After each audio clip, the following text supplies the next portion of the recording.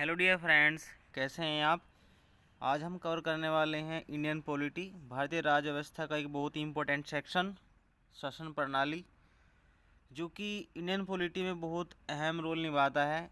अगर आप इसको पढ़ लेते हैं तो इससे आपका एक जो फंडामेंटल बैकग्राउंड होता है इंडियन पॉलिटी का, वो आप अच्छी तरीके से समझ सकते हैं। तो आप वीडियो को लास्ट तक ज़रूर देखें। अगर आपको हमारी ये वीडियो अच्छी लगे तो आप वीडियो को अपने दोस्तों के साथ भी शेयर करें। तो वीडियो स्टार्ट करते हैं। बात करने वाले हैं हम आज की शासन प्रणाली। जो शासन प्रणाली चलाई जाती है, किस पद्धति पर चलाई जाती है और क्या उसकी रूपरेखा रखी गई है, क्या प्रक्रिया के द्वारा चलाई जाती है, तो सभी को डिटेल में बात करने वाले हैं। तो आप वीडियो को जरूर लास्ट तक देखें। तो पहला ही क्वेश्चन इसमें दिया गया है। अगर आप इससे पहली वीडियोज़ को देखना चाहते हैं तो आप पॉलिटी की प्लेलिस्ट में जाएं, वहाँ पर आपको सभी इससे पहले की वीडियो मिल जाएगी। हम इसमें कंप्लीट इंडियन पॉलिटी को कवर कर रहे हैं। आज हम कवर कर रहे हैं शासन व्यवस्था, शासन प्रणाली क्या रही है हमारे देश की, संविधान के अंतर्गत किन किन शासन प्रणालियाँ या किन किन पद्धतियों को, रूपरेखा को हमने तैयार किया है, जिनके आधार पर शासन प्रणाली चलाई जाती है। तो पहला ही क्वेश्चन बहुत ज़्यादा इम्पोर्टेंट है। तो देखिए इसमें कि निम्नलिखित में से कौन सा राज्य शब्द को सर्वोत्तम रूप से परिभाषित करता है, कि राज्य शब्द को निम्नलिखित में से कौन अच्छी तरीके से परिभाषित करता है।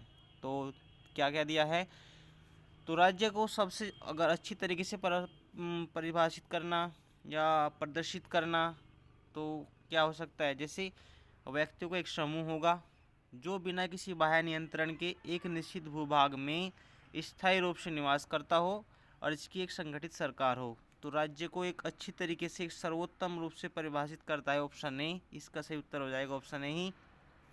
इसको आप ऐसे भी समझ सकते हैं कि राज्य आप किसको कह सकते हैं, कि व्यक्तियों का ऐसा समूह जिस पर कोई बाह्य नियंत्रण नहीं हो, एक निश्चित भूभाग उसका हो और एक उसमें जो जनता या जनसंख्या रहती है वो स्थायी निवास करती हो और उसके लिए एक संगठित नियम कानून बनाने वाली सरकार हो। तो राज्य को सर्वोत्तम रूप से परिभाषित करता है ऑप्शन ए। तो इसका सही उत्तर यही हो जाएगा। अब देखते हैं इसमें आगे। ये आईएएस प्री में आया 2021 में, तो वेरी इंपॉर्टेंट क्वेश्चन है ये। जिसे राज्य शब्द को राजनीतिक संस्था या संगठन को संदर्भित करता है जिसका तात्पर्य एक निश्चित भूभाग, स्थायी रूप से उसमें निवास करने वाली जनसंख्या है, वो संप्रभु होनी चाहिए। संप्रभु का मतलब होता है किसी बाह्य नियंत्रण उन पर ना हो, स्वतंत्र होनी चाहिए, जिसकी एक संगठित सरकार हो, उसके नियम कानून व्यवस्था बनाने के लिए एक संगठित सरकार भी होनी चाहिए, तथा वे अपने आंतरिक और बाह्य जो मामले होते हैं, फैसले होते हैं, उनको लेने में पूर्णतः स्वतंत्र भी होनी चाहिए। तो इन सभी को मिलाकर आप कह सकते हैं कि राज्य होगा। ठीक है, जैसे एक व्यक्तिगत जनता या जनसंख्या, सरकार या सत्ता, उसका एक निश्चित भूभाग, संप्रभुता, संप्रभुता भी मैंने बताया है जिस पर किसी बाह्य सत्ता का नियंत्रण ना हो, उससे स्वतंत्र हो, अपने आंतरिक और बाह्य फैसले लेने में स्वतंत्र हो, तो उसी को बोलते हैं संप्रभु। ठीक है, आगे देखें कि राज्य का सबसे जो महत्वपूर्ण तत्व है वो क्या होता है। राज्य का सबसे महत्वपूर्ण तत्व होता है संप्रभुता। संप्रभुता मतलब होता है कि किसी बाह्य सत्ता के अधीन न होकर अपने आंतरिक और बाह्य फैसले लेने में स्वतंत्र होना ही संप्रभुता कहलाता है। ठीक है, आगे है भारत की संप्रभुता के संबंध में आपको बताना है कौन सा सही होगा। भारत राष्ट्रमंडल एक भारत इसमें दिया गया है भारत की संप्रभुता को लेकर कि भारत राष्ट्रमंडल का एक सदस्य है। बिल्कुल सही है कि भारत राष्ट्रमंडल का एक सदस्य है। आगे है कि राष्ट्रमंडल की सदस्यता के कारण भारत की संप्रभुता कम हो जाती है, तो बिल्कुल गलत है। राष्ट्रमंडल का सदस्य होने के बावजूद भी भारत एक संप्रभु राष्ट्र भी है, संप्रभु देश भी है। इसका तात्पर्य है कि भारत अपने आंतरिक और बाह्य फैसले लेने के लिए पूर्णतः स्वतंत्र है, किसी पर डिपेंड नहीं है, किसी दूसरी शक्ति पर डिपेंड नहीं है। आंतरिक या अंतिम फैसले लेने के लिए पूर्णतः स्वतंत्र है। तो इसका ऑप्शन नहीं सही हो जाएगा। आगे देखें एक बार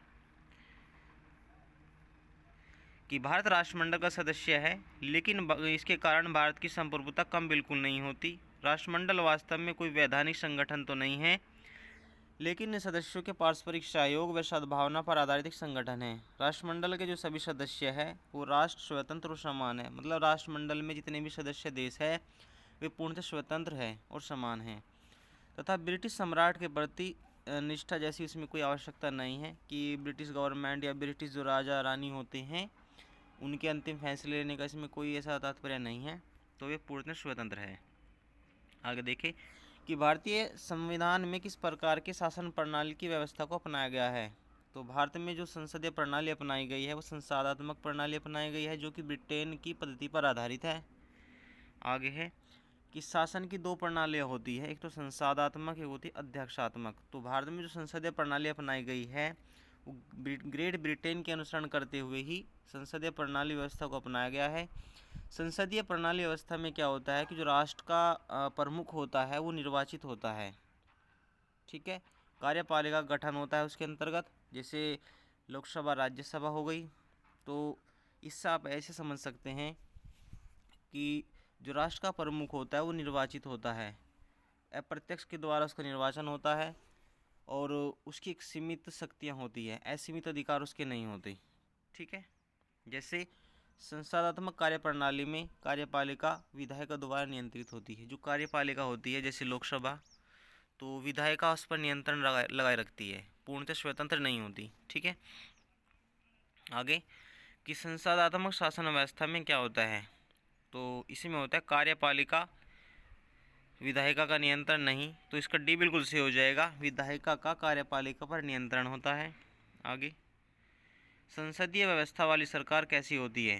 संसदीय व्यवस्था वाली सरकार क्या होती है कि संसद सरकार जो होती है वो संसद के प्रति उत्तरदायी होती है। मतलब संसद सरकार कैसी, जैसे लोकसभा होती है, संसद जो होती है ये सरकार मंत्री परिषद कह सकते हैं आप, सरकार से आप ऐसे समझ लीजिए मंत्री परिषद होगी, वो लोकसभा के प्रति उत्तरदायी होगी और जिसका प्रमुख प्रधानमंत्री होगा। तो संसदीय व्यवस्था में ये कहा गया है, तो इसमें कहा गया है कि संसद सरकार जो होगी वो संसद के प्रति उत्तरदायी होगी और उसके द्वारा हटाई जा सकती है, ठीक है। तो इसका बी सही हो जाएगा। आगे देखिए एक बार, संसदीय व्यवस्था वाली सरकार वह होती है जिसमें सरकार संसद के प्रति उत्तरदायी होती है तथा उसके द्वारा हटाई जा सकती है। जैसे संसद के प्रति उत्तरदायी का मतलब होता है संसद तीन अंगों से मिलकर बनती है, एक तो लोकसभा हो गई, राज्यसभा हो गई, राष्ट्रपति हो गई। तो राष्ट्रपति लोकसभा जो कि सरकार चल रही होती है उसका विघटन भी कर सकता है, आर्टिकल 185 में भी दिया गया, 85 में भी, तो उसके द्वारा हटाई जा सकती है और उसी के प्रति उत्तरदायी भी होती है सरकारें, ठीक है, संसद के प्रति, क्योंकि संसद का ही अंग होता है राष्ट्रपति भी। तो इसमें दिया गया है यह इंग्लैंड की संसदीय प्रणाली का एक अंग है। इस व्यवस्था में कार्यपालिका विधायिका जो कार्यपालिका होती है वो विधायिका का एक अंग होती है, ये और विधायिका के प्रति उत्तरदायी भी होती है, ठीक है। इसमें वास्तविक कार्यपालिका शक्तियाँ प्रधानमंत्री, इसमें जो वास्तविक कार्यपालिका की शक्ति होती है वो प्रधानमंत्री और उसकी जो मंत्री परिषद होती है उसमें निहित होती है।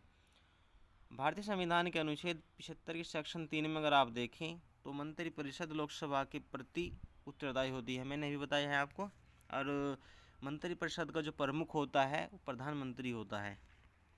आगे देखें, सबसे पहले संसदात्मक सरकार किस देश में शुरू की गई थी। तो सबसे पहले संसदात्मक सरकार की शुरुआत हुई वो ग्रेट ब्रिटेन यूके में ही हुई थी।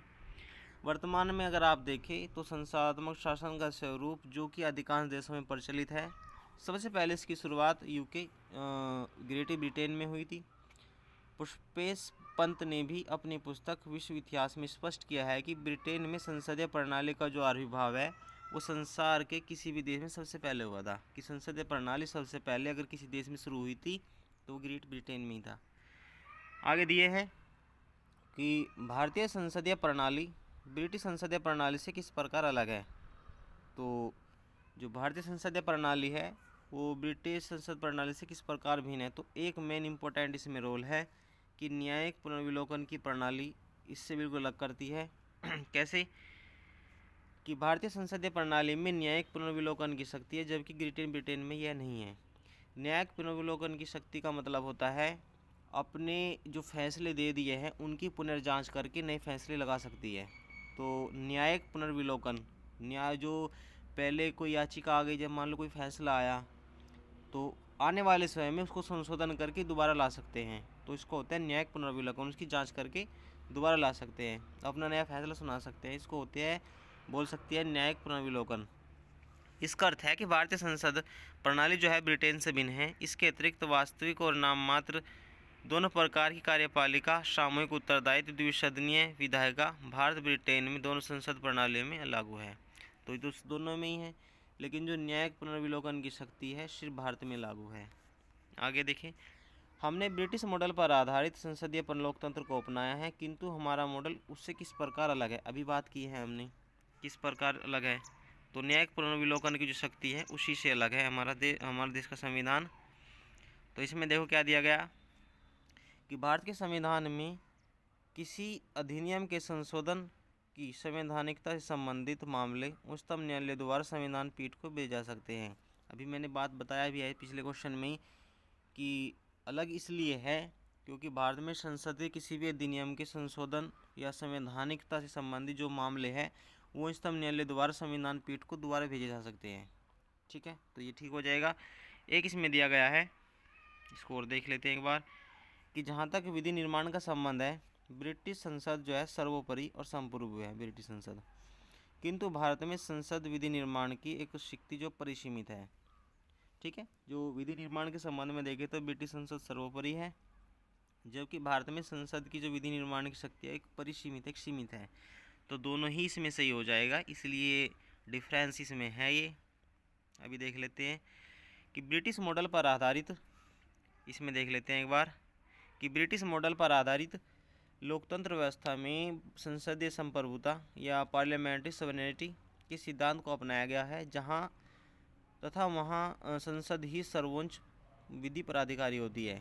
अगर आप इंग्लैंड में देखें तो वहां पर संसद ही सर्वोच्च होती है, सर्वोच्च पदाधिकारी होती है, जो कि किसी विधि का सर्जन या किसी विधि का समापन कर सकते हैं, किसी विधि को बना सकती है, किसी विधि को समाप्त कर सकती है।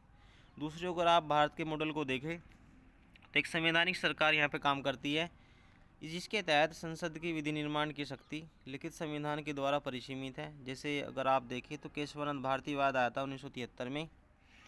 इसमें एक ऐतिहासिक निर्णय में देते हुए कहा कि उच्चतम न्यायालय ने यद्यपि संसद की संविधान में संशोधन की शक्ति को स्वीकार किया तथा यह भी निर्धारित कर दिया कि संविधान की जो मूल संरचना होगी या मूल ढांचा होगा उसमें परिवर्तन करने का कोई संशोधन जो है वो संसद में नहीं किया जा सकता।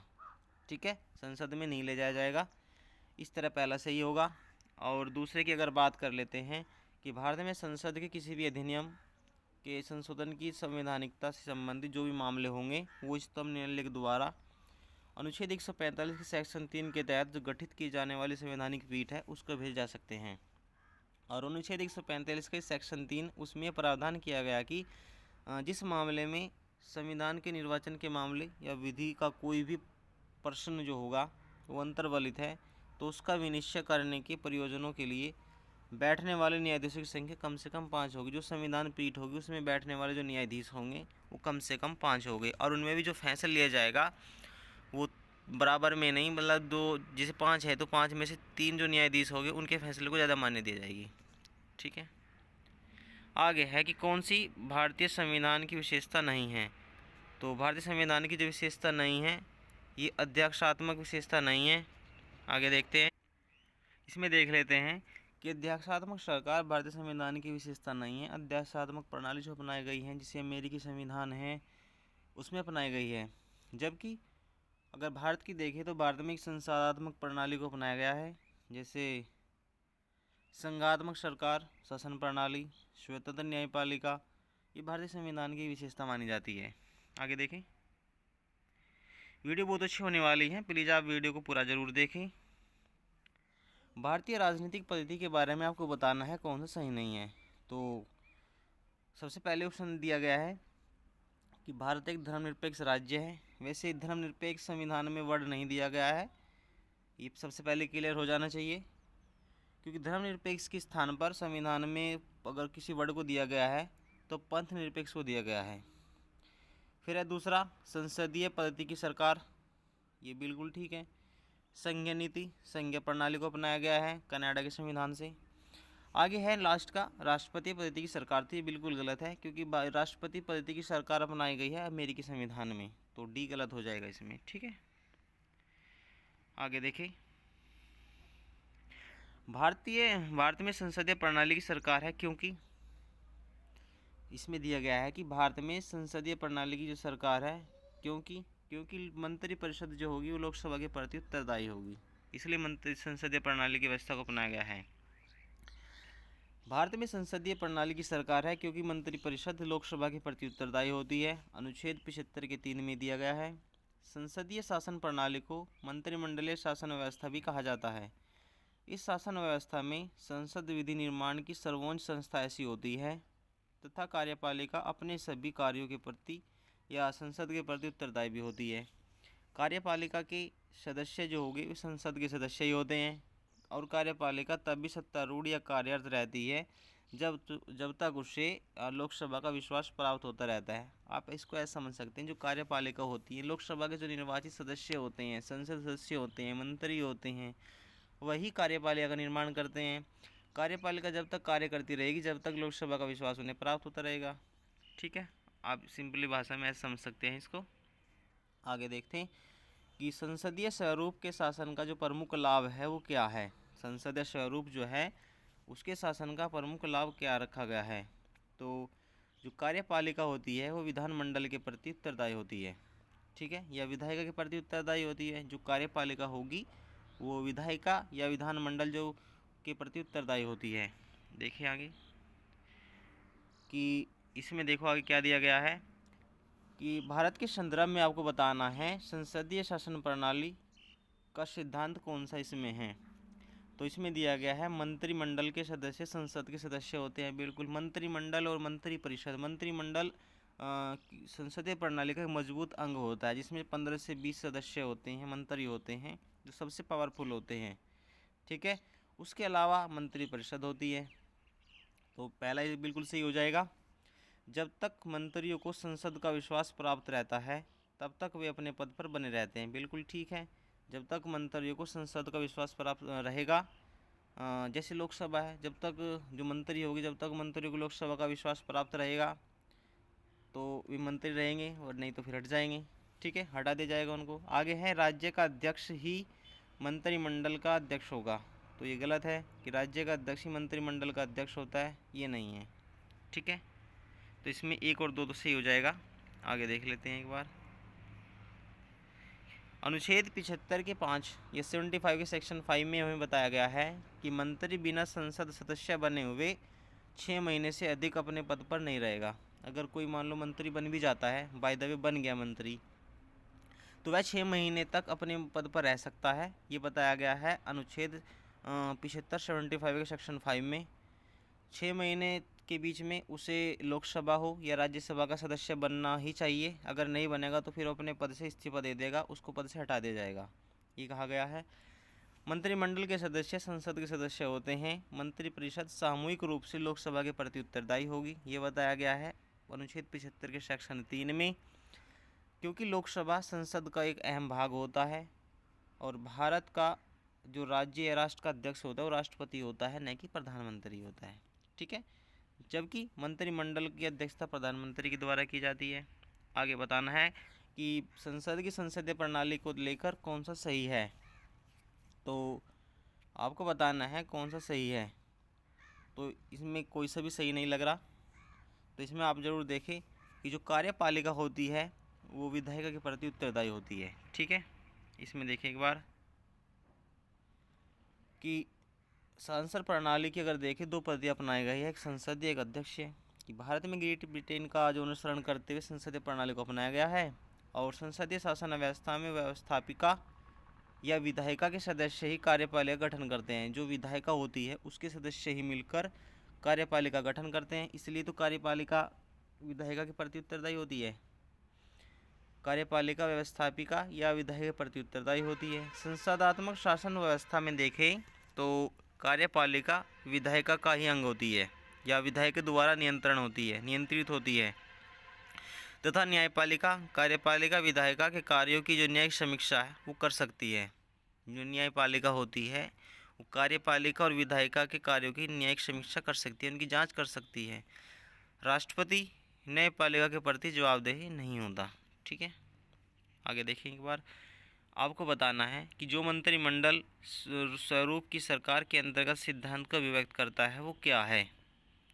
तो इसमें ज़रूर देखें एक बार इसमें है सरकार की जनता के प्रति सामूहिक उत्तरदायित्व को सुनिश्चित करने के लिए संसदीय लोकतंत्र की क्रियाविधि होनी चाहिए, कि सरकार जनता के प्रति उत्तरदायी होगी और जनता से ही चुनकर सरकार बनी जाती है, तो जनता के प्रति उत्तरदायी होना लाजमी है। ठीक है, तो सी इसका सही हो जाएगा बिल्कुल। इसमें देखें कि संसदीय शासन प्रणाली को मंत्रिमंडलीय शासन प्रणाली और उत्तरदायी शासन प्रणाली के नाम से भी जाना जाता है, क्योंकि इसमें जो सरकार होगी या मंत्रिपरिषद लोकसभा के प्रति उत्तरदायी होती है।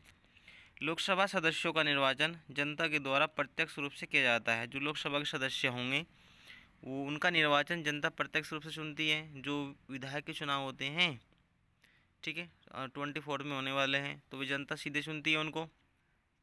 तो उसी के आधार पर ये बताया गया है। आगे है कि राष्ट्रपति पद्धति में समस्त कार्यपालिका की जो शक्ति है वो किस में होती है। तो राष्ट्रपति अगर पद्धति की बात करें तो समस्त कार्यपालिका की शक्ति और राष्ट्रपति में निहित होती है। ठीक है, इनका प्रयोग वह विधायिका से अलग और स्वतंत्र रूप से स्वयं या अपने द्वारा चयनित जो अधिमंत्री होंगे या अधिकारी होंगे उनके रूप से कर सकता है। आगे है कि भारत में राजनीतिक व्यवस्था को लेकर कुछ मूल लक्षण हैं वो आपको बताने हैं। तो यह एक लोकतांत्रिक गणराज्य है, बिल्कुल ठीक है, लोकतांत्रिक गणराज्य है। इसमें संसदात्मक रूप की सरकार है, बिल्कुल ठीक है। यह सर्वोच्च सत्ता या भारत की जनता में निहित है, बिल्कुल ठीक है। यह एक एकीकृत शक्ति का प्रावधान करती है, बिल्कुल गलत, यह एकीकृत शक्ति का प्रावधान नहीं करती है, एक संघीय शक्ति का प्रावधान ही करती है, ठीक, संघ के रूप में काम करती हैं। आगे बताना है, विचार करना है कौन सा सही होगा। तो भारत एक लोकतांत्रिक राज्य व्यवस्था वाला देश है, ठीक है। भारत एक प्रभुत्व सत्ता संपन्न राज्य है, बिल्कुल ठीक है ये भी। और एक लोकतांत्रिक समाज भी है, ठीक है। कल्याणकारी राज्य की बात की गई है भाग 4 में DPSP में, तो चारों इसमें सही हो जाएंगे। आगे देखें एक बार, तो वीडियो बहुत अच्छी होने वाली है, प्लीज़ आप वीडियो को पूरा ज़रूर देखें और अपने दोस्तों के साथ भी इसको जल्दी जल्दी शेयर करें। अगले देखिए क्या दिया है इसमें, कौन सी विशेषता ऐसी है जो भारतीय राजतंत्र नहीं है या भारतीय राजतंत्र की विशेषता नहीं है। तो लोकतांत्रिक सरकार भारतीय राजतंत्र की विशेषता है, बिल्कुल ठीक है। उसके बाद एक संविधान संगत सरकार, बिल्कुल ठीक है। विधि का शासन, ये बिल्कुल ठीक है। सत्तावादी सरकार नहीं है, ये भारतीय राजतंत्र की विशेषता नहीं है, क्योंकि भारतीय शासन प्रणाली में जो बात की गई है वो की गई है कि शासन का संचालन संविधान के प्रावधानों के अधीन ही किया जाएगा। संविधान में जो प्रावधान किए गए शासन प्रणाली के उनके अनुरूप ही होगा। तो भारत में विधि का शासन तो है, यहाँ गणतंत्र है न कि राजतंत्र है। प्रत्येक 5 साल के बाद जनता अपने प्रतिनिधियों का निर्वाचन करके संविधान के संगत लोकतांत्रिक सरकार का गठन भी करती है। तो सत्तावादी सरकार यहाँ पे नहीं है, ठीक है। आगे है कि केंद्र सरकार राज्य सरकारों को अधिकार जो प्राप्त होता है वो किससे प्राप्त होता है। तो केंद्र सरकार हो या राज्य सरकार हो या जो थर्ड गवर्नमेंट का रूल होता है वो हो, तो सभी संविधान से ही उनको अधिकार प्राप्त होते हैं, ठीक है। संघीय सरकार प्रणाली के अनुरूप देखें तो केंद्र और राज्यों के बीच विधायी प्रशासनिक और आर्थिक शक्तियों का जो विभाजन है वो भारतीय संविधान के द्वारा किया गया है। जो केंद्र या संघीय प्रणाली में अगर आप बात करें तो केंद्र और राज्यों के बीच जो विधायी शक्तियाँ होती हैं, प्रशासनिक शक्तियाँ होती हैं।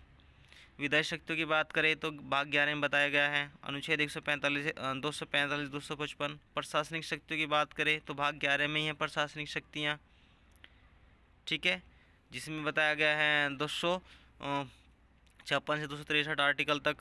तो आर्थिक शक्तियाँ, तो ये सभी उसी बताए गए हैं। आगे देखें, तो इसमें देखें एक बार कि संवैधानिक सरकार का आशय क्या है, संवैधानिक सरकार कैसी होगी। तो इसमें बताया गया है कि कोई सरकार जो संविधान की सीमाओं से परिबद्ध हो या परिबद्ध हो, जो कोई भी ऐसी सरकार हो जो संविधान की सीमाओं के अंतर्गत ही काम करती हो। तो डी सही हो जाएगा इसमें। आगे है इसमें कि संवैधानिक सरकार से आशय ऐसी सरकार से है जो संविधान की सीमाओं से परिबद्ध हो। संविधान सरकार की शक्तियाँ संविधान की सीमाओं के परिसीमित है तथा सरकार अपने प्राधिकार या शक्तियों के प्रयोग में संविधान की मौलिक संरचना का उल्लंघन बिल्कुल नहीं कर सकती। आगे है संवैधानिक सरकार की व्यवस्था, सरकार यथा भारत में केंद्र राज्य प्राधिकार का संविधान ही स्रोत होता है। आगे है बताना है कौन सा सही होगा। तो भारत एक लोकतांत्रिक देश है, बिल्कुल ठीक है। भारत का अपना संविधान है, ये भी ठीक है, तो इसमें भी ठीक हो जाएगा। व्याख्या तो नहीं करता लेकिन दोनों ठीक ज़रूर है। आगे है इसमें कि भारत एक लोकतांत्रिक वाला देश है। इसका प्रमाण संविधान की उद्देशिका के शुरुआत के जो शब्द दिए गए हैं कि we the people of India, हम भारत के लोग भारत को संप्रभुत्व संपन्न समाजवादी पंथनिरपेक्ष लोकतांत्रिक गणराज्य बनाने के लिए दर्शित करते हैं। लोकतंत्र का शासन का रूप होता है जिसमें सभी महत्वपूर्ण निर्णय जनता के द्वारा चुने गए प्रतिनिधि होते हैं, उनके द्वारा अपनाया जाता है। आप इसको ऐसा समझ सकते हैं कि लोकसभा के चुनाव होते हैं, जनता वोट डालती है, प्रतिनिधि चुन के जाते हैं, विधायक तो मंत्री बनते हैं। तो इसीलिए तो जो असली पावर होती है वो लोकसभा में होती है राज्यसभा के मुताबिक। राज्यसभा में पावर कम होती है अपेक्षाकृत लोकसभा की, ठीक है। आगे देखें, निम्नलिखित में से कौन सा सुशासन की विशेषता नहीं है? तो जो लाल फीताशाही है वो सुशासन की विशेषता नहीं है। जैसे जवाबदेही, लोकसभा के प्रति जवाबदेही होती है, मंत्रिपरिषद, पारदर्शिता होनी चाहिए, जो फैसले लिए जाने चाहिए उन्हें पारदर्शिता निष्पक्ष फैसले होने चाहिए, ये दिखाया जाता है, संविधान में बात की गई है इसकी भी। कानून के नियम, कानून जो बनाए गए हैं संविधान में उनके नियम का पालन होना चाहिए, तो ये भी बताया गया है। तो लाल फीताशाही कोई विशेषता सुशासन की नहीं है, इसलिए इसका डी सही हो जाएगा। कल्याणकारी राज्य का उद्देश्य बताना है वेलफेयर स्टेट के बारे में। तो इसमें बताया गया है कि कमज़ोर वर्गों के कल्याण का प्रबंध करना। कल्याणकारी राज्य का मतलब होता है कि कमज़ोर वर्ग के कल्याण का प्रबंध करना। जो सामाजिक कमज़ोर वर्ग होते हैं उनके कल्याण को लेकर योजनाएं बनाना, उनका कल्याण करना, तो यही एक कल्याणकारी राज्य के बारे में बताया गया है। कल्याणकारी राज्य नागरिकों के विशेष रूप से जो कमज़ोर वर्ग है या नागरिक है उनकी सामाजिक आर्थिक विकास के लिए सतत प्रयत्नशील रहना, या नागरिक का वह वर्ग जो सामाजिक आर्थिक रूप से सुदृढ़ है और अपना कल्याण स्वयं कर सकता है, उसे किसी विशेष आरक्षण संरक्षण की तो आवश्यकता नहीं होती। यही कारण है कि भारत में मलाईदार परत क्रीमी लेयर को अर्थात पिछड़े वर्गों आंकड़ों के लोक नियोजन आरक्षण का प्रदान नहीं किया। इसी यही कारण है कि जो क्रीमी लेयर होते हैं उनको जो आर्थिक रूप से आरक्षण है वो नहीं दिया जाता, ठीक है। हाल में हुई शुरू प्रधानमंत्री किसान समृद्धि योजना देखें तो सभी किसानों के लिए नहीं बल्कि सिर्फ ऐसे छोटे किसानों के लिए है जो संघ सरकार और राज्य सरकार द्वारा चलाई जा रही अन्य विशेष योजनाओं के लक्षित समूह की पहचान से स्पष्ट होता है, ठीक है। या उनमें उन्हीं की बात की जाती है जो समाज के वंचित वर्ग हैं। आगे देखें, प्लीज़ आप वीडियो को पूरा ज़रूर देखें तभी आपको कोई कंसेप्ट नहीं छूटेगा। राज्य हर जगह है, यह अंतराल शायद ही कोई छोड़ता है, क्योंकि राज्य हर जगह है। अभी बात मैंने की है राज्य क्या होता है, शुरुआत तो क्वेश्चन यही था। तो यह अंतराल शायद ही कोई छोड़ता है, तो क्या स्पष्ट करता है? तो कल्याणकारी राज्य, राज्य हर जगह है, यह अंतराल शायद ही कोई छोड़ता है। तो यह वक्तव्य किस धारणा का है? तो यह कल्याणकारी राज्य का एक वक्तव्य है। राज्य हर जगह है, यह अंतराल शायद ही कोई छोड़ेगा। यह वक्तव्य कल्याणकारी राज्य की अवधारणा व्यक्त करता है। कल्याणकारी राज्य की सरकार समग्र विकास और प्रगति के व्यापक और अधिक धनात्मक आवश्यकताओं के संबंध को लेकर कार्य करती है। मात्र शांति बनाए रखना, विवादों का समाधान करना, आवश्यक सेवाओं को उपलब्ध कराने तक ही उसका कार्य सीमित रहता है, ठीक है। आगे है कि कौन सा एक भारतीय संविधान का दर्शन नहीं है? तो कल्याणकारी राज्य है, समाजवादी राज्य है, राजनीतिक समानता होनी चाहिए, साम्यवादी राज्य, ये विशेषता नहीं है भारतीय संविधान की। तो भारतीय संविधान में अगर देखें तो कल्याणकारी राज्य, समाजवादी राज्य और राजनीतिक समानता, पंथनिरपेक्षता, लोकतांत्रिक गणराज्य आदि दर्शनों को आत्मसात उसमें किया है, किंतु जो साम्यवादी दर्शन है उनको उल्लेख उसमें संविधान में नहीं किया गया, ठीक है। आगे देखें, कौन सा सही है ये बताना है आपको। जैसे इसमें दिया गया है कि भारतीय संविधान अध्यक्षात्मक है, गलत, ये नहीं है, संसदात्मक शासन है भारत में। भारत एक नाम मात्र का राजतंत्र है, ये बिल्कुल गलत है। भारत एक कुलीन तंत्र है, कुलीन वर्ग नहीं यहाँ पे काम करता। तो भारत संसदात्मक प्रजातंत्र है, ये बिल्कुल ठीक होगा। भारत में राजनीतिक सत्ता का जो प्रमुख स्रोत है वो जनता है। भारत में जो राजनीतिक सत्ता है, राजनीतिक सत्ता किसके उत्तरदायी होती है? तो वो जनता के प्रति उत्तरदायी होती है। तो इससे ही हो जाएगा इसमें जनता, क्योंकि हमारे देश की जो उद्देशिका स्टार्ट होती है, संविधान प्रारंभ होता है वो हम भारत के लोग जनता से शुरू होती है, ठीक है। तो राजनीतिक सत्ता जो प्रारंभ शक्ति होती है वो जनता में ही होती है। कौन सा अध्यक्षात्मक शासन प्रणाली का आधारभूत अंग माना जाता है, तत्व माना जाता है? तो बताना है अध्यक्षात्मक का। तो इसमें है जैसे संवैधानिक कठोरता नहीं है। एकल कार्यपालिका जो लक्षण दिया गया है ये अध्यक्षात्मक कार्यप्रणाली का एक लक्षण है, इसका एक आधारभूत गुण है। तो इसका बी सही हो जाएगा। अध्यक्षात्मक शासन प्रणाली में देखें तो एकल कार्यपालिका काम करती है, सत्ता केंद्रीकृत होती है, इसमें भारत में भी केंद्रीकृत है। आगे देखना है कि अध्यक्षात्मक शासन प्रणाली की विशेषता आपको बतानी है। तो सीधी सी बात है, इसमें सीधा सीधा दिया गया है कि कार्यपालिका प्रमुख राष्ट्रपति होगा, बिल्कुल ठीक बात की है हमने। राष्ट्रपति अपने मंत्री परिषद का चयन अपने आप करेगा, ये भी बिल्कुल ठीक है। और राष्ट्रपति व्यवस्थापिका को भंग नहीं कर सकता। जैसे राष्ट्रपति, भारत के राष्ट्रपति की अगर बात करें तो लोकसभा को भंग कर सकता है, आर्टिकल 85 में बात भी की गई है। लेकिन जो जहाँ पर राष्ट्रपति शासन प्रणाली होती है, अध्यक्षात्मक शासन प्रणाली चलती है, वहाँ पर राष्ट्रपति व्यवस्थापिका को भंग नहीं कर सकता, विधायिका को भंग नहीं कर सकता। तो इसमें सभी के सभी तीनों के तीनों सही हो जाएंगे, इसलिए डी सही हो जाएगा। आगे है कि अध्यक्षात्मक या प्रेसिडेंशियल शासन प्रणाली का उदय सबसे पहले किस देश में हुआ? तो अमेरिका में ही हुआ, डी सही हो जाएगा इसका। इस शासन प्रणाली का जो प्रमुख कार्य है वो शक्ति राष्ट्रपति के पास होगी, वह लोगों द्वारा प्रत्यक्ष या अप्रत्यक्ष रूप से एक निश्चित अवधि के लिए चुना जाएगा, ठीक है। इस शासन प्रणाली में कार्यपालिका विधायिका से बिल्कुल अलग होती है, इंटरफेयर बिल्कुल नहीं करती उनके मामलों में। आगे देखें एक बार, इसमें दिया गया है भारत में प्रजा इस तथ्य पर आधारित है, क्योंकि भारत में जो प्रजातंत्र है वो इस तथ्य पर आधारित है कि जनता सरकारों को चुनने और बदलने का अधिकार प्राप्त रखती है। भारत में जो प्रजातंत्र है, प्रजा का बना हुआ एक तंत्र है, वो किस तथ्य पर आधारित है कि जनता सरकारों को चुनेगी और उनको बदलने का भी उनको अधिकार है। ये 5 साल के बाद चुनाव ज़रूर होते हैं, उससे पहले भी हो सकते हैं, लेकिन जो निश्चित कार्यकाल है वो 5 साल का ही दिया गया है। तो उसमें जनता सरकारों को बदलने और नई सरकार चुनने का भी अधिकार रखती है। इसमें दिया गया है कि भारत में प्रजातंत्र इस पर आधारित है कि जनता सरकारों को चुनने बदलने का अधिकार रखती है, अर्थात जनता अपने मतदान के अधिकार के द्वारा ही प्रतिनिधियों का चुनाव भी करती है और ये प्रतिनिधि ही शासन सत्ता का संचालन भी करते हैं। ये प्रतिनिधि जनता के कल्याण एवं शासन सत्ता का संचालन उचित तरीके से नहीं करते तो जनता ऑब्जेक्शन करके उनको उनके पद से हटा भी सकती है और नई सरकार के लिए भी चुनाव कर सकती है। इसमें देखें, लोकतंत्र का उत्कृष्ट यह गुण है कि जो क्रियाशील बनाता है। तो इसका सही हो जाएगा साधारण पुरुषों और महिलाओं की बुद्धि और चरित्र को। लोकतंत्र का जो उत्कृष्ट गुण है वह यह है कि क्रियाशील, जो उसको क्रियाशील बनाता है। इसमें बताया गया है कि साधारण पुरुषों और महिलाओं की बुद्धि और चरित्र को बताता है यह, ठीक है।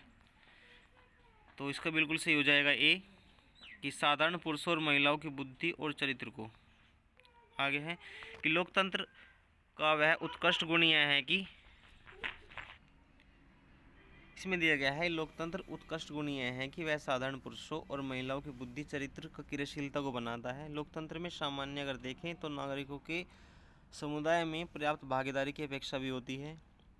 एक अच्छे नागरिक की सक्रिय भागीदारी स्वस्थ समाज के निर्माण के लिए महत्वपूर्ण होता है लोकतंत्र, क्योंकि लोकतंत्र को अच्छे नागरिकों की ज़रूरत होती है और वह इसलिए अच्छे व्यक्तियों का विकास इसमें होता है क्योंकि लोकतांत्रिक न्यायिकता एक बौद्धिक कार्य है जिसमें आम लोगों को राजनीतिक मुद्दों और उम्मीदवारों के बारे में निर्णय लेने की ज़रूरत भी होती है।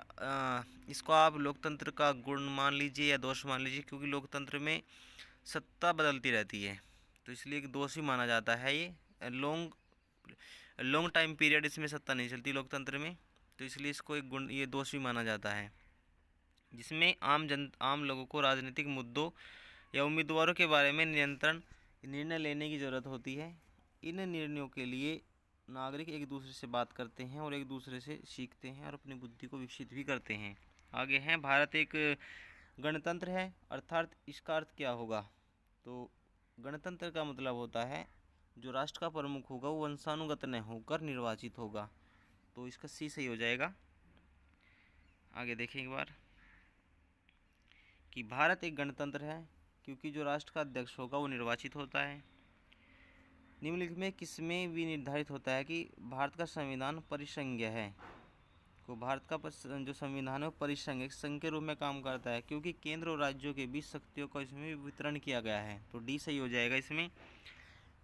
कोई एक राज्य संघात्मक अथवा एकात्मक, यह संविधान द्वारा संघ और राज्यों के बीच शक्तियों के विभाजन के आधार पर जाना जाता है। यदि संघ एवं राज्यों के बीच जो शक्तियों का विभाजन है तो उस राज्य को संघीय राज्य कहा जाता है। भारत का संविधान जो है वो परिसंघीय है क्योंकि केंद्र और राज्यों के बीच जो शक्तियों का वितरण होगा वो किया गया है। इसमें परिसंघ का मतलब ये होता है कि केंद्र राज्यों के बीच शक्तियों का विभाजन किस भी लिहाज से।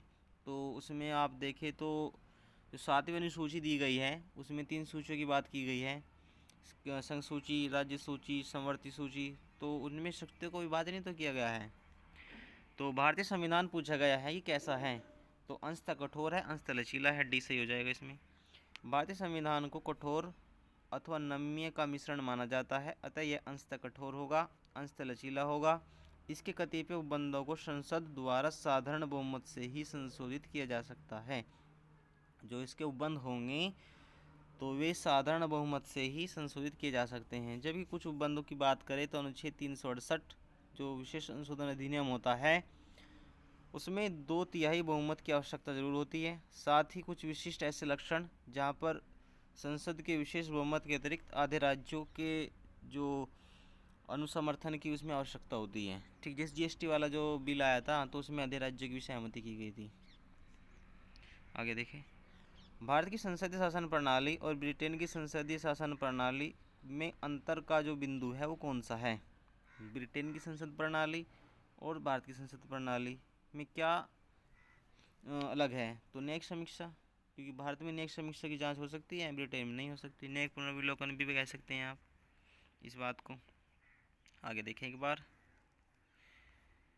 तो इसमें देखें अगला क्वेश्चन दिया गया है कि भारत के संविधान में एक संघीय प्रणाली की व्यवस्था का प्रावधान है। बिल्कुल ठीक है, क्योंकि संघीय प्रणाली जो भारत में ली गई है वह नॉर्थ अमेरिका फ्रंटियल या आप कह सकते हैं कनाडा के संविधान से ली गई है।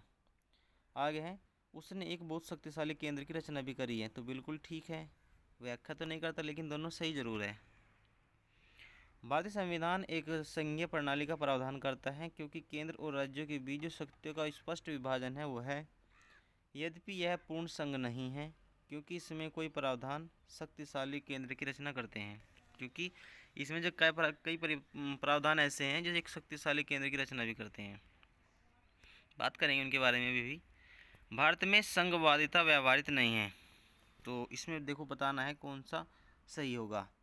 तो भारत में जो संघवादिता है, संघ बनाना की प्रक्रिया है वो व्यवहारिक नहीं है। बिल्कुल ठीक है, तो व्यवहारिक तौर पर वो नहीं है।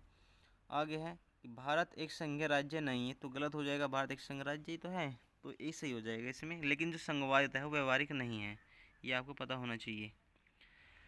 इसमें है कि भारतीय राज्य व्यवस्था में आपको बताना है कौन सी अनिवार्य विशेषता है जो उसका स्वरूप संघीय स्वरूप को बताती है। ठीक है, तो न्यायपालिका स्वतंत्र सुरक्षित है, ये बिल्कुल सही हो जाएगा। जिस क्वेश्चन में है कि भारतीय राज्य व्यवस्था में निम्नलिखित में से कौन सी एक अनिवार्य विशेषता जो यह हमें बताती है कि उसका जो स्वरूप होगा वो संघीय होगा। तो संघीय का मतलब होता है न्यायपालिका एक स्वतंत्र और सुरक्षित है। इसके लिए इस मामले में जो न्यायपालिका होगी वो स्वतंत्र और सुरक्षित होगी। ठीक है, आगे देखिए, इसमें भारतीय राज्य व्यवस्था के संघीय लक्षणों में अगर देखें तो लिखित और कठोर संविधान या संविधान की सर्वोच्चता, केंद्र और राज्यों के बीच शक्तियों का वितरण, न्यायपालिका की स्वतंत्रता, द्विसदनीय संसद की बात इसमें की गई है। इसमें से न्यायपालिका की स्वतंत्रता का भी सुरक्षित होना संघीय पालिका की एक अनिवार्य शर्त है। ठीक है, और कौन कौन से हो जाएंगे, जैसे लिखित कठोर संविधान होगा, संघीय लक्षण है ये। लिखित कठोर संविधान होगा, संविधान की सर्वोच्चता होगी, केंद्र राज्यों के बीच शक्तियों का वितरण होगा, न्यायपालिका की स्वतंत्रता होगी, द्विसदनीय व्यवस्थापिका होगी और न्यायपालिका की स्वतंत्रता। तो ये संघीय प्रणाली की विशेषता है क्योंकि न्यायपालिका के पास संविधान की व्याख्या करने की शक्ति है ताकि संघीय संरचना में संविधान के मूल प्रावधानों को केंद्र द्वारा एक पक्षीय रूप से प्रवर्तित न किया जा सके। तो ये भी लक्षण है। भारतीय संविधान के तहत केंद्र और राज्यों के बीच जो विवाद आते हैं उन्हें उच्चतम न्यायालय को आरंभिक अधिकार क्षेत्र में रखा जाता है। तो केंद्र राज्यों के बीच में जो विवाद आते हैं वो उच्चतम न्यायालय का आरंभिक अधिकार माना जाता है। आगे, भारतीय संसद के उच्च न्यायालय या ऐसे कह सकते हैं भारतीय संसद के उच्च सदन राज्यसभा में राज्यों के प्रतिनिधि निर्वाचित होते हैं और भारतीय राज्य व्यवस्था के संघीय स्वरूप को भी दर्शाते हैं तथा न्यायपालिका की स्वतंत्र में लिखित संविधान के तहत सुरक्षित होने की ही प्रसंगत, या आप ऐसा समझ सकते हैं कि भारतीय राज्य व्यवस्था होगी उसके संघीय स्वरूप को दर्शाने वाली एक अनिवार्य विशेषता भी उसको माना जाता है। ठीक है। तो जो राज्यों का प्रतिनिधित्व करती है वो उच्च सदन जो होता है राज्यसभा, वो राज्यों के प्रतिनिधियों का ही प्रतिनिधित्व करती है। ठीक है, जो राज्य के प्रतिनिधि होते हैं। आगे देखिए, कौन सा एक संविधान के संघीय लक्षण की विशेषता नहीं रखता? तो केंद्र और राज्यों के बीच शक्तियों का वितरण, ये संघीय संविधान की विशेषता है। बिल्कुल ठीक। पूर्ण रूप से लिखित संविधान है, ये भी ठीक है। एक ही नागरिकता, ये नहीं है। एक ही नागरिकता भारत में नहीं है। ये एक ही नागरिकता जो है ये संघीय विशेषता नहीं रखती। ठीक है, ये संघीय विशेषता नहीं है। स्वतंत्र न्यायपालिका भी है। एकल नागरिकता, ये संघीय विशेषता नहीं है भारत की। आगे देखें, क्योंकि भारत में दो तरह की विशेषताएं पाई जाती है, एक तो संघात्मक, एकात्मक। जो एकरी नागरिकता है, एकल नागरिकता है, वो एकात्मक संविधान की विशेषता है। एकात्मक विशेषता की बात की गई है वहाँ पे। आगे, भारतीय संविधान के संघात्मक लक्षणों में आपका लिखित संविधान होगा, केंद्र राज्य की शक्ति का विभाजन होगा, स्वतंत्र न्यायपालिका होगी, द्विसदनीय विधानमंडल होगा, और ये होगा जो एकात्मक लक्षण होते हैं उनमें राज्यपालों की राष्ट्रपति के द्वारा नियुक्ति, आपातकाल की घोषणा, समझौतों को लागू करने की संसद की शक्ति होगी, और ये सभी जो होंगे एकात्मक लक्षण होंगे। तो इनमें आपको डिफरेंस जरूर पता होना चाहिए कि एकात्मक लक्षण कौन सा है संविधान का और संघात्मक लक्षण एक बार फिर से आपको याद करा देते हैं। कुछ संघात्मक लक्षण जो होते हैं, जैसे एक लिखित संविधान होगा, दूसरा द्विसदनीय विधायक होगी, क्योंकि दो द्विसदन होते हैं, लोकसभा राज्यसभा। तीसरी विशेषता होती है कि केंद्र राज्यों के बीच शक्तियों का विभाजन। चौथी विशेषता होती है स्वतंत्र न्यायपालिका। अब एकात्मक लक्षणों की बात कर लेते हैं। एकात्मक लक्षण होते हैं आपातकालिक घोषणा, समझौतों को लागू करने की संसद की शक्ति, राज्यपालों की राष्ट्रपति के द्वारा नियुक्ति, और एकल नागरिकता। ये लक्षण एकात्मक संविधान के हैं। ठीक है, दो विशेषताओं पाई जाती है हमारे देश के संविधान में। तो दोनों की विशेषताएं मैंने आपको बताई हैं, आपको याद रखनी चाहिए, इनसे क्वेश्चन जरूर बनते हैं। आगे हैं कि भारतीय संघीय व्यवस्था में से कौन से एकात्मक तत्व पाए जाते हैं? तो एकात्मक तत्व की बात जरूर कर लेते हैं। तो जो लिखित और कठोर संविधान होगा, ये संघीय विशेषताएं हैं दोनों की दोनों। फिर संविधान की सर्वोच्चता, ये भी संघीय विशेषताएं हैं। चौथा है इसमें राज्यपाल की नियुक्ति, एकात्मक विशेषताएं हैं। तो तीसरा हो जाएगा। फिर शक्तियों का विकेंद्रीकरण, जो शक्तियों का विकेंद्रीकरण होगा ये भी आपका संघीय विशेषताएं हो जाएगी। और जो राज्य विधेयकों पर राष्ट्रपति की जो स्वीकृति होगी, ये आपका एकात्मक विशेषता हो जाएगी। संविधान संकट एकात्मक विशेषता हो जाएगा, आपातकाल जिसे कह सकते हैं। और एक सर्वोच्च न्यायालय, तो सर्वोच्च न्यायालय होगी, ये भी संघीय विशेषताएं हो जाएगी। तो सही उत्तर हो जाएगा इसमें 4 और 4, 6, 7। 4, 6, 7 देख लो एक बार, इसमें कौन सा हो जाएगा? तो वही सही हो जाएगा, 4, 6, 7। ठीक है, 4, 6, 7 ये बिल्कुल ठीक हो जाएगी इसके तहत। देखें एक बार इसमें कौन सा एक तत्व ऐसा है जो भारतीय परिसंघीय व्यवस्था के एकात्मक या यूनिटरी एलिमेंट फीचर्स के अंतर्गत आता है? बात की है मैंने। आगे है परिसंघीय व्यवस्था का तत्व कारक, अर्थात सर्वाधिक आधारभूत तत्व है। मैं देखें एक बार, इसमें दिया गया है कि परिसंघीय व्यवस्था के अंतर्गत जो सभी तत्व होंगे इस तत्व से निकले हैं। हमारी जो राज्य व्यवस्था है आधारित परिसंघीय है, ठीक है, परंतु संघ सरकार यूनिफॉर्म या यूनियन गवर्नमेंट की तरफ झुकी हुई है। राज्यपालों की जो नियुक्ति है वो अन्य कतिपय उपबंध या राज्यों में संवैधानिक तंत्र की विफलता, जैसे ये संवैधानिक तंत्र विफल हो जाता है तो 356 के अधीन राष्ट्रपति शासन लगाया जाता है राज्यों में, और 365 के अधीन लगाया जाता है यूटीज में, केंद्र शासित प्रदेशों में। ठीक है, और आगे देखिए समवर्ती सूची, उसमें परिणित विषयों या संघ की अध्यारोही विधायी शक्तियाँ जो होती है, अनुच्छेद 354 में बताया गया है। राज्यों के नाम, उनके क्षेत्र की सीमा को बदलना, तो ये अनुच्छेद 3 और 4 में बताया गया है। और आपका संविधान संशोधन अधिनियम 368 के तहत अखिल भारतीय सेवा सर्जन, ये सभी विशेषताएं बताई गई हैं। ठीक है, आगे है कि आपको बताना है, देखो इसमें और भी दिया गया है कि राज्यसभा में असमान प्रतिनिधि या राज्य का हित अनुसूचित, ठीक हो। आगे देखो एक बार, भारतीय संघीय व्यवस्था का एकात्मक तत्व कौन सा है? जो भारतीय संघीय व्यवस्था है उसमें एकात्मक तत्व की बात की गई है तो कौन सी है? तो जो शक्तियों का विकेंद्रीकरण है ये संघीय व्यवस्था के बारे में है। राज्यपालों की नियुक्ति एकात्मक तत्व की बात की गई है। राज्यसभा में असमान प्रतिनिधित्व की बात की गई तो ये भी एकात्मक लक्षण है। न्यायिक पुनर्विलोकन ये संघात्मक व्यवस्था है, न्यायिक पावर है तो संघात्मक विशेषता है। और अखिल भारतीय सेवाएं हैं ये भी आपका एकात्मक लक्षण ही है। ठीक है, और द्विसदनीय विधायी का ये संघीय व्यवस्था है। तो इसका सही हो जाएगा एकात्मक तत्व में, तो राज्यपालों की नियुक्ति ऑप्शन 2 सही हो जाएगा। राज्यसभा में असमान प्रतिनिधित्व 3 भी सही हो जाएगा। और 5 अखिल भारतीय सेवाएं, तो 2, 3 और 5 ये बिल्कुल सही हो जाएंगे इसमें। ठीक है, आगे देखेंगे एक बार, इसमें बताना है आपको कौन सा सही होगा कि भारतीय संघीय व्यवस्था में कौन सा सही होगा। ये भारतीय संविधान की मूल संरचना के लिए एक संघीय व्यवस्था की प्रस्तावना का प्रावधान करता है। कहा गया है कि भारतीय संविधान की मूल संरचना के लिए एक संघीय व्यवस्था अपनाई गई है, बिल्कुल ठीक है। एकात्मक झुकाव का उसमें सशक्त मिश्रण है, ये भी ठीक है क्योंकि एकात्मक का भी झुकाव है इसमें, अभी बात की है हमने। जैसे राज्यपाल की नियुक्ति राज्यसभा में असमान प्रतिनिधित्व होगा, अखिल भारतीय सेवाएं होगी, और राष्ट्रपति के भी राज्यपालों के विधेयक की राष्ट्रपति की स्वीकृति ये भी हो जाएगा, ये भी एकात्मक लक्षण है। ठीक है, तो ऐसे ऐसे लक्षण इसमें दिए गए हैं। आगे हैं दोनों संघ तथा राज्य विधायिका प्रभुत्व संपन्न हैं, ये नहीं है, गलत हो जाएगा ये। आगे है विधायिका वित्तीय या न्यायिक शक्तियाँ संघ उसकी इकाइयों में विभाजित कर सकती है, ये गलत हो जाएगा। आगे देख लेते हैं एक बार इसमें, क्योंकि एकल नागरिकता और केंद्र एकल नागरिकता भी आपका एकात्मक विशेषता है।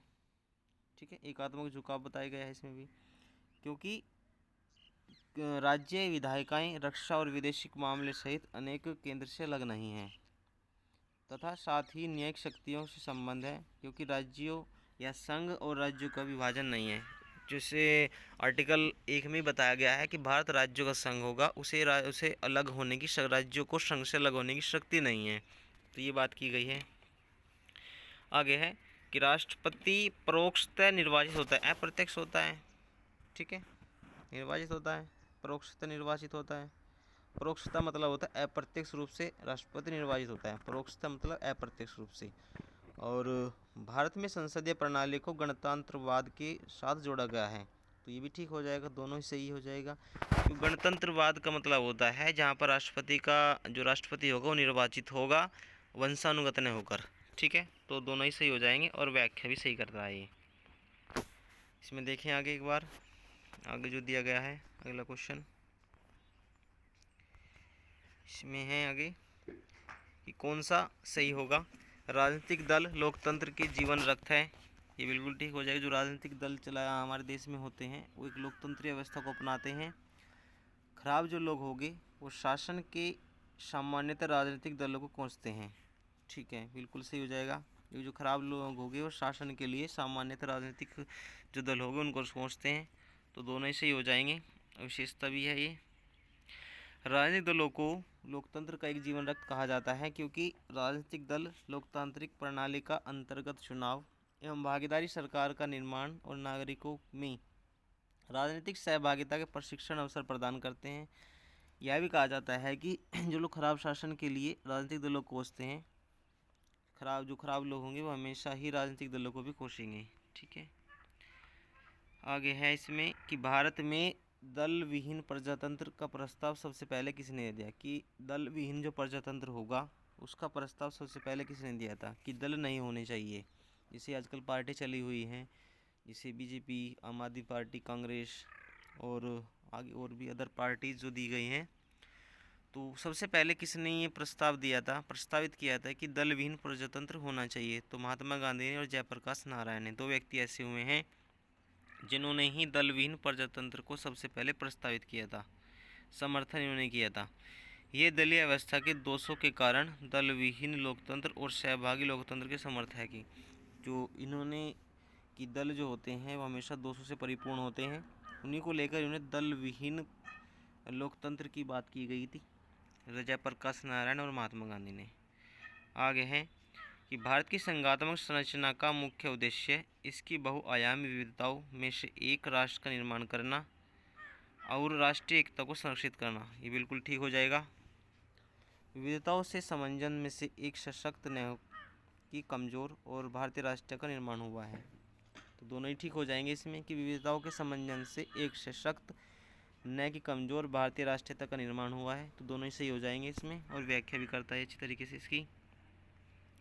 आगे देखें इसमें कि भारतीय संविधान का अनुच्छेद 1 के तहत भारतीय राज्यों का संघ होगा, जिसमें अब वर्तमान में देखें तो 28 राज्य और 8 केंद्र शासित प्रदेश है। संघात्मक संरचना में शक्तियों का बंटवारा संघ और राज्यों के बीच किया गया है, जिसे 7वें अनुसूची में भी बात की है। तो राज्यों को संघ की तुलना में अधिक शक्तियाँ प्रदान की गई है, जो संघ होगा उसको राज्यों के मुताबिक ज़्यादा पावर दी गई है।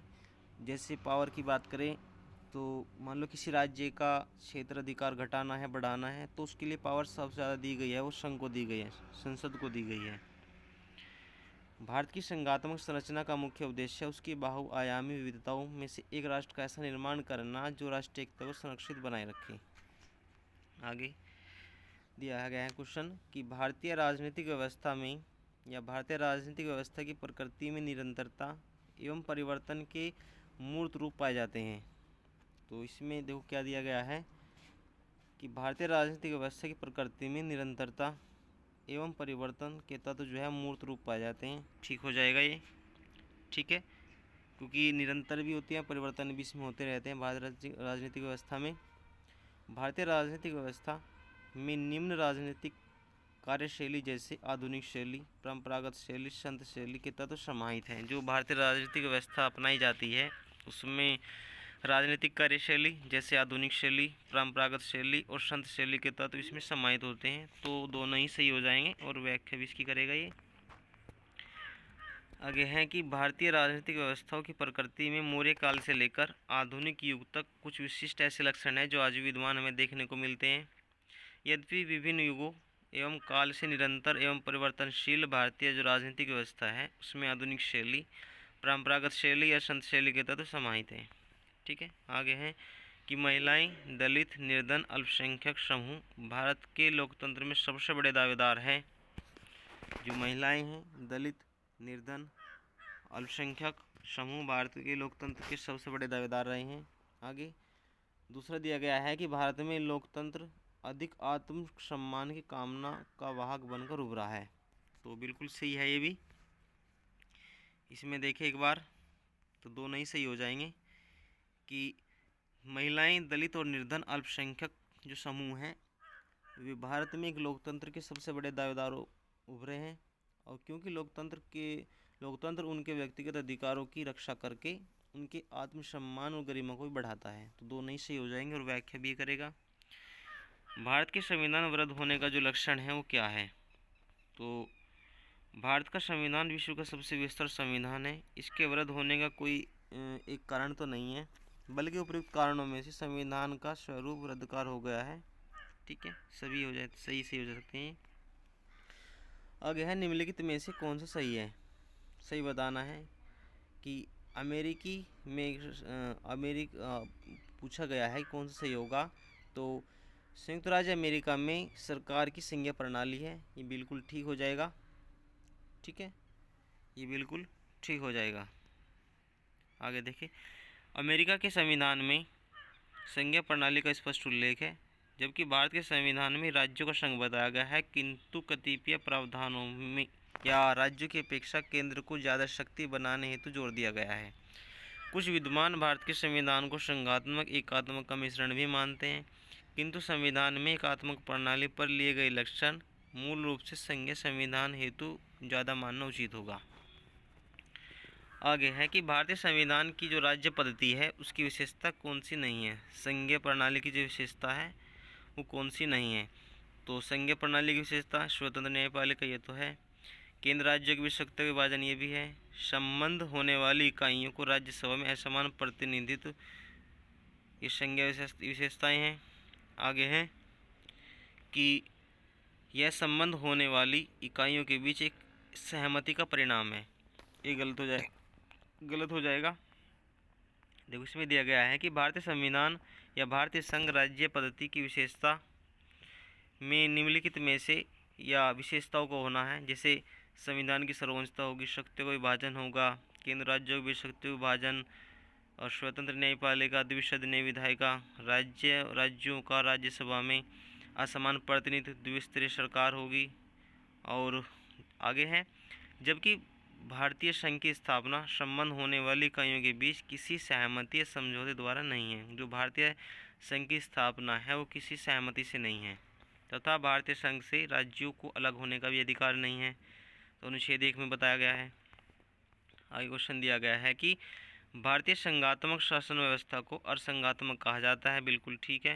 भारत में एक स्वतंत्र न्यायपालिका जिसे न्यायिक पुनरीक्षण का भी अधिकार है, दोनों ही ठीक है ये, लेकिन व्याख्या नहीं करता है इसकी, वैसे दोनों ठीक है। आगे देख लेते हैं एक बार कि भारत के संविधान का वर्णन निम्न प्रकार से किया गया है, इसे अर्ध परिसंघीय भी कहा जाता है, किंतु परिसंघीय किंतु प्रबल एकात्मक अथवा केंद्र समर्थक भी कहा गया है। संरचना में परिसंघीय किंतु भावना में एकात्मक, सामान्य स्थिति में परिसंघीय किंतु आपात स्थिति आदि के दौरान पूर्णतः एकात्मक, जिसे आपातकाल कह सकते हैं आप, और राज्यपाल की नियुक्ति एकात्मक लक्षण हो जाएंगे, इनको असंघात्मक कहा जाता है। भारतीय संविधान में स्वतंत्र न्यायपालिका का प्रावधान है, तो सर्वोच्च न्यायालय उच्च न्यायालयों की जो न्यायिक पुनरीक्षण की शक्ति है प्राप्त है। कुछ अनुच्छेद दिए गए हैं उनके अंतर्गत न्यायिक पुनरीक्षण के, जैसे सबसे पहले अनुच्छेद 13 में, अनुच्छेद 13, 32, 131, 136, 141, 43, 226, 227, 245, 240 और 372। तो ये आर्टिकल ऐसे हैं जो न्यायिक पुनरीक्षण की शक्ति को अधिकार देते हैं। अनुच्छेद 13, 32, 131, 136, 41, 43, 226, 27, 245, 46 और 372। भारतीय संविधान जो है असंघात्मक है, बिल्कुल ठीक हो जाएगा। भारतीय संविधान न तो संघात्मक नहीं एकात्मक, तो दोनों का एक मिश्रण माना जाता है, बिल्कुल ठीक, और व्याख्या भी यही करेगा। भारतीय संविधान का वर्णन निम्न प्रकार से किया गया है, इसे अर्ध परिसंघीय कहा गया है, इसे परिसंघीय किंतु प्रबल एकात्मक अथवा केंद्र समर्थक भी कहा जाता है, इसे केंद्र या संरचना परिसंघीय किंतु भावना में एकात्मक, और सामान्य स्थिति में इसको परिसंघीय, जैसे आपातकाल की स्थिति के दौरान पूर्णतः एकात्मक रूप में परिवर्तित किया जा सकता है। भारतीय संविधान में मूलतः संघात्मक परंतु केंद्रीकरण या प्रबल शक्ति इसमें है। इस मत का समर्थन संविधानविद दुर्गादास बसु ने भी किया है या करते हैं। वस्तुतः भारतीय संविधान न होकर पूर्णतः संघात्मक, न ही पूर्णतः संघात्मक, न ही एकात्मक, इस बात को असंघीय कहा जाता है, ठीक है। भारतीय संघ की प्रकृति या भारतीय संविधान की प्रकृति कैसी रखी गई है, तो न संघात्मक अंश न ही एकात्मक, ऐसे कह सकते हैं इसको आप। आगे है कि भारतीय संघवाद को सहकारी संघवाद किसने कहा है, तो ऑस्टिन ने कहा है। भारतीय संघवाद को जो सहकारी संघवाद कहा है ऑस्टिन ने कहा है। ये एक विशेषता है, प्रकृति है इसकी, या एकात्मक, तो कहा है, जबकि कुछ विद्वान एकात्मक संविधान में मानते हैं। जी ऑस्टिन जो है वो सहकारी संघवाद मानते हैं, और केसी वेयर इनको अर्धसंघीय माना है। केसी वेयर ने माना है भारतीय संविधान को अर्धसंघीय, और सहकारी संघवाद माना है ऑस्टिन ने, और केसी वेयर ने माना है अर्धसंघीय। जिसे अर्धसंघात्मक माना है केसी वेयर ने। संविधान की भारतीय संविधान की विशेषता कर लेना है कि भारतीय संविधान अधिक कठोर तथा अधिक लचीला के बीच एक अच्छा संतुलन स्थापित करता है।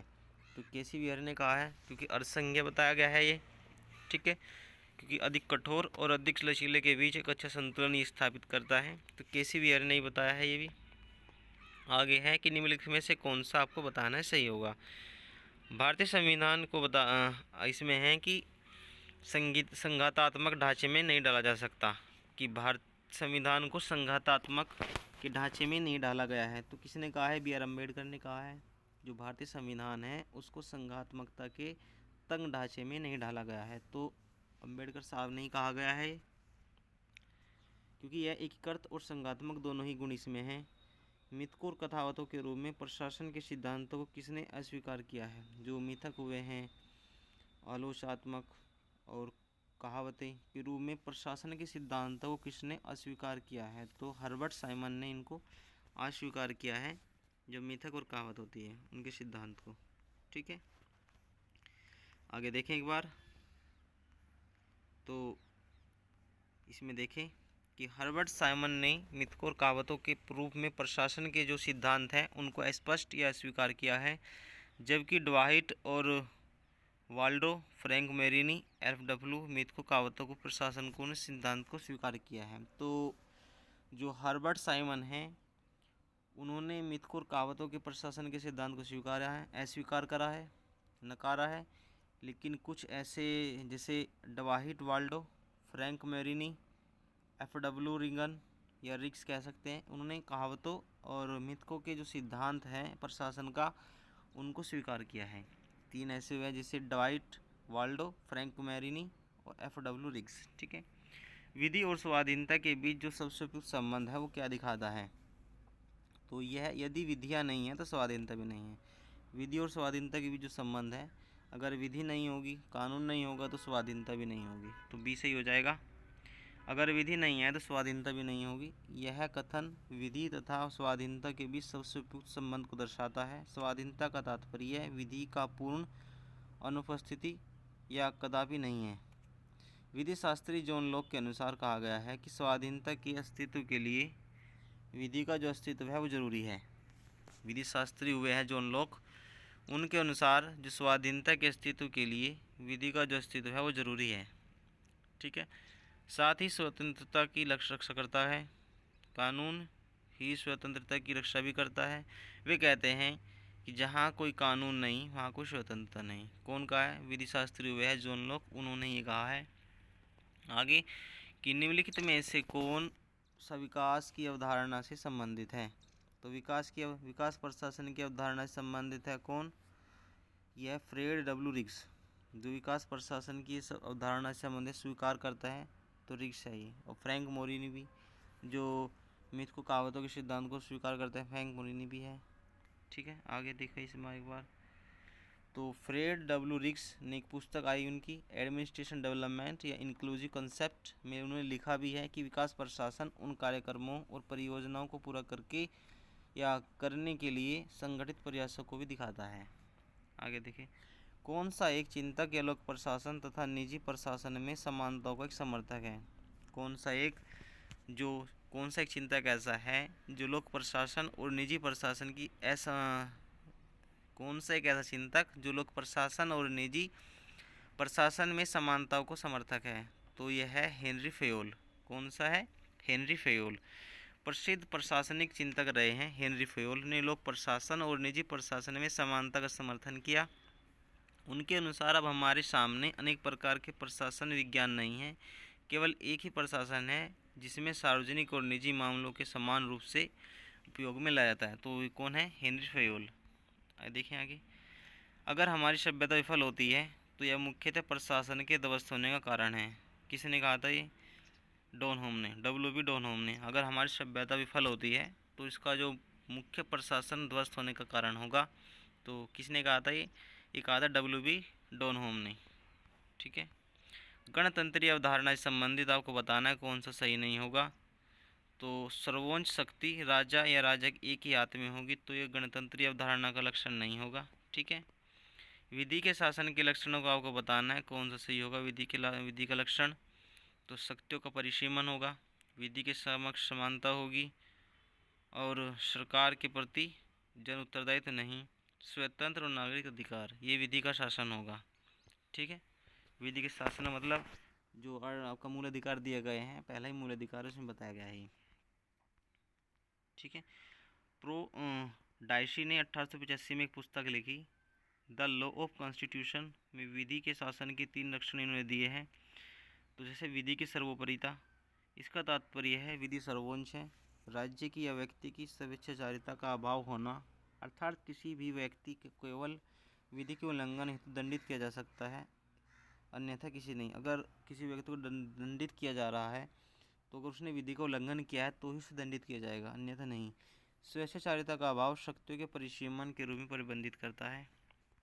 देखिए आगे, जो दूसरी विशेषता है विधि के समक्ष क्षमता, तो विधि के लिए सभी समान है, विधि से ऊपर कोई भी नहीं। तीसरा है विधि की भावना की प्रबलता, इसका तात्पर्य है कि संविधान के सामान्य सिद्धांत व्यक्तियों के अधिकार स्वतंत्रताओं का निर्धारण करने वाले न्यायिक विनिश्चयों का परिणाम है। सरकार के जन प्रतिनिधित्व या उत्तरदायित्व विधि के शासन का लक्षण नहीं है। ठीक है, आगे देखिए इसमें क्या दिया गया है। जो राज्य की सत्ता के व्यक्तियों, इसमें आपको बताना है कि संवैधानिक सरकार का कौन सा गुण या लक्षण है।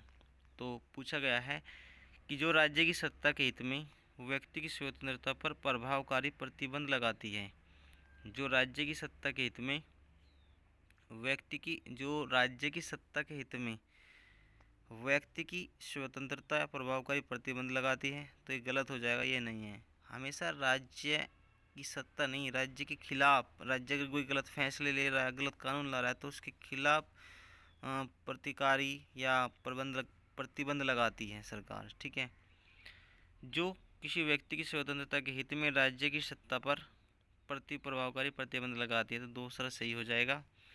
आगे है कि संवैधानिक सरकार में सरकार की शक्तियों का स्रोत संविधान होता है। संवैधानिक सरकार की व्यक्तिगत स्वतंत्रता के हित में राज्य की सत्ता पर प्रभावकारी प्रतिबंध लगाती है। वस्तुतः राज्य की निरंकुशता सत्ता से व्यक्तिगत स्वतंत्रता के हितों को सुरक्षित रखने के ही उद्देश्य ही ब्रिटेन और अमेरिका के संविधानवाद का सिद्ध होता है। ठीक है, परिभाषा से संविधान सरकार का अर्थ क्या होता है, तो सीमित सरकार होगी संविधान सरकार, एक सीमित सरकार। परिभाषा से संविधान सरकार एक सीमित सरकार, इसका तात्पर्य सरकार इसके तीनों अंग विधायिका, कार्यपालिका, न्यायपालिका होगी। ये आपका संविधान में निहित उपबंधों के अधीन काम करेंगी। संविधान सरकार द्वारा अपने नागरिकों द्वारा लागू किए जाने वाले कानूनों, नीतियों कुछ सीमाएं लगाता है। ये सीमाएं मूल रूप से मौलिक होती है और कभी भी इनका उल्लंघन नहीं कर सकती। ठीक है, आगे देखें एक बार। राज्य व्यवस्था में आपको बताना है कि कौन आपकी स्वतंत्रता आप ऐसे समझते हैं इसको कि किस एक को आप स्वतंत्रता की सबसे ज़्यादा उपयुक्त स्वीकृति देंगे, किसको। तो इसमें देखें, स्वयं को पूर्णतः विकसित करने का जो अवसर होगा वो स्वतंत्रता का सबसे अच्छा ही लक्षण होगा, तो डी सही हो जाएगा इसमें।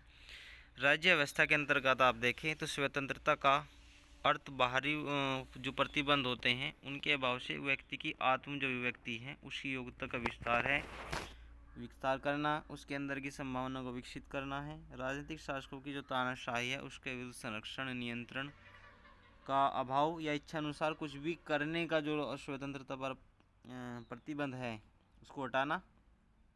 पूर्णतः ये प्रतिबंध पूर्णतः या उपयुक्त अर्थ में आप देखें तो स्वतंत्रता की यही व्याख्या नहीं है। वस्तुतः किसी व्यक्ति की स्वतंत्रता, उसकी सीमा, उस पर लगाया गया प्रतिबंध अनिवार्य नहीं होता जब तक वह दूसरों की स्वतंत्रता को बाधित करने लगते हैं। नियंत्रण का अभाव, इच्छा अनुसार कुछ भी करने का अवसर, उसके अंतर्गत किए गए कोई भी कार्य या दूसरों पर असर डालते हैं तो इन पर काफ़ी लोग प्रभावित होते हैं, तो उनकी स्वतंत्रता पर प्रतिबंध लगाए जा सकते हैं। आप ऐसे समझ लो, मान लो कोई डीजे बज रहा है, कुछ लोग उससे परेशानी हो रहे हैं, तो अपनी स्वतंत्रता को लेकर दूसरों को प्रभावित ना करें, तो उससे स्वतंत्रता का उल्लंघन जरूर होता है। ठीक है, वही स्वयं को पूर्णतः विकसित करने का एक अवसर स्वतंत्रता की वह स्थिति है जिसमें लोग अपनी रचनात्मकता और क्षमताओं का विकास करते हैं। इस अर्थ में स्वतंत्रता व्यक्ति की रचनाशीलता, संवेदनशीलता, क्षमताओं के भरपूर विकास को बढ़ावा देती है। यह विकास खेल, विज्ञान, कला, संगीत या अन्वेषण जैसे किसी भी क्षेत्र में हो सकता है। यह विकास, ठीक है। आगे है, समाज में समानता के होने का जो निहितार्थ है यह है कि क्या है इसमें, कि समाज में समानता होने का एक निहितार्थ है, क्या है यह, कि विशेषाधिकारों का अभाव, कि समानता अगर कम हो रही है तो उसमें अपने जो विशेष अधिकार हमें दिए गए हैं उनका अभाव, ठीक है। आगे है कि समानता का एक सामान्य लक्षण कार्य दिया हुआ है कि नस्ल, रंग, धर्म, जाति, लिंग के आधार पर किसी आदि के साथ भेदभाव नहीं किया जा सकता और किसी व्यक्ति के विशेष अधिकार नहीं दिए जा सकते, ठीक है। इसका लक्षण होगा। देखें आगे एक बार इसको और, कि भारत एवं अमेरिकी की राजनीतिक व्यवस्थाओं के बारे में बताना है, कौन सा लक्षण होगा ये। अवशिष्ट शक्तियाँ जो होगी वो केंद्र के पास होगी, ठीक है।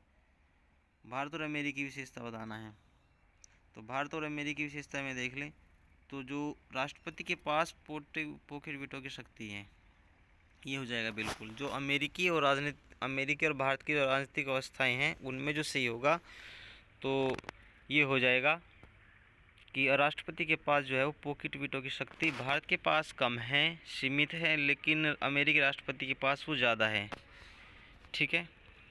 किसी विधेयक पर कोई कार्यवाही सकारात्मक हो या नकारात्मक न करने के राष्ट्रपति की शक्ति, जैसे कोई बिल आया उसको अपने पास सुरक्षित रखना, ना ही भेजना, मतलब एक तरीके से उसको अनिश्चित कार्यकाल के लिए पड़ा रहना।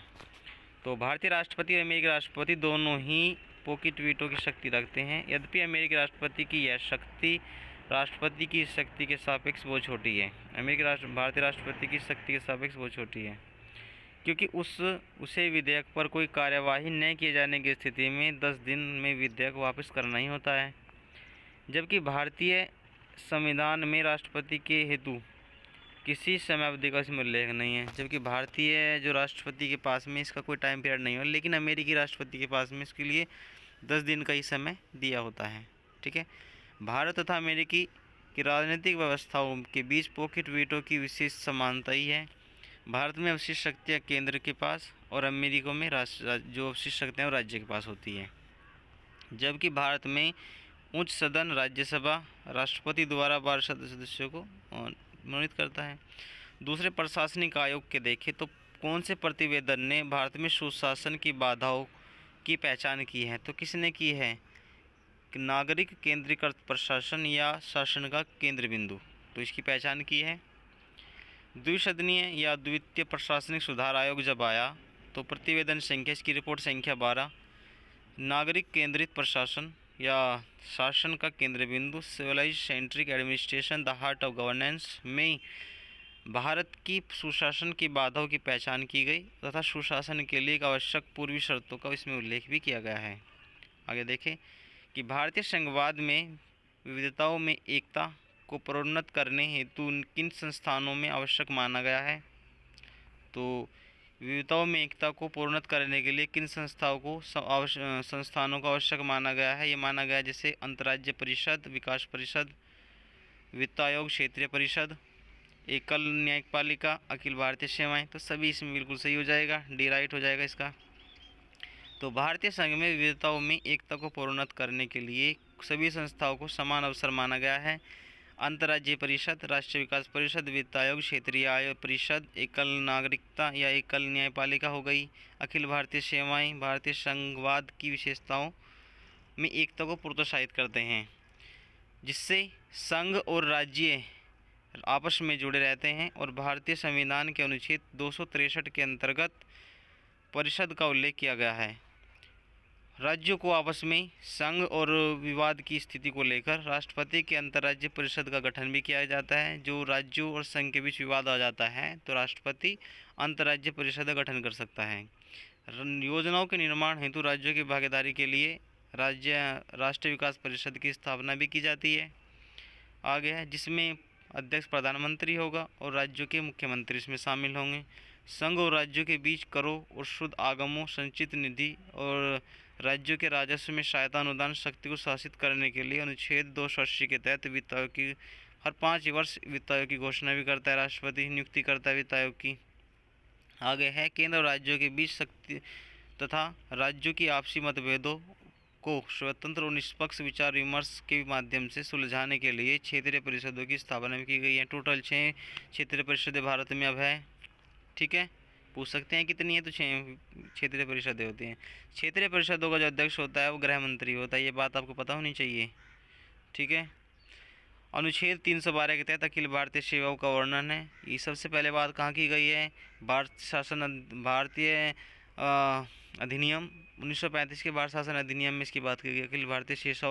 अखिल भारतीय जो सेवाएं हैं उनकी स्थापना की जो बात की गई सबसे पहले की गई है भारत शासन अधिनियम 1935 के तहत। ठीक है, आगे देखें कि किस दशक में भारत की संसदात्मक व्यवस्था केंद्रीकृत से संघात्मक की ओर खिसकी है?